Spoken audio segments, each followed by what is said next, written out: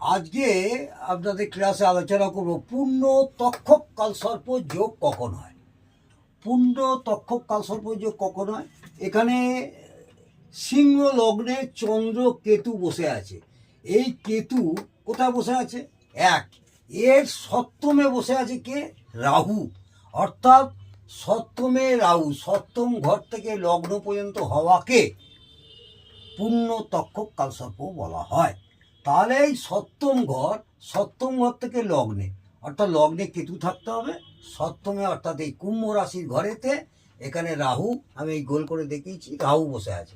তাহলে সপ্তম ঘর থেকে লগ্ন পর্যন্ত হওয়াকে কালসর্প যোগ বা তক্ষক কালসর্প যোগ বলা হয়।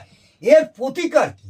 এর প্রতিকার হচ্ছে পারদ শিবলিঙ্গের সামনে হাত জোর করে বসে ভক্তি সহকারে আর কি মহামৃত্যুঞ্জয় মন্ত্র জপ করতে হবে।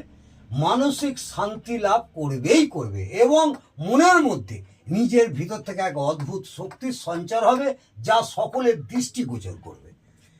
আজকে এই পর্যন্ত পূর্ণ তক্ষক কালসর্প নিয়ে বললাম, আপনাদের 9টা কালসর্প যোগ নিয়ে বললাম, মোট 12টার মধ্যে। আগামী ক্লাসে বাকি কালসর্প যোগ নিয়ে আলোচনা করব। আজকে এই পর্যন্ত।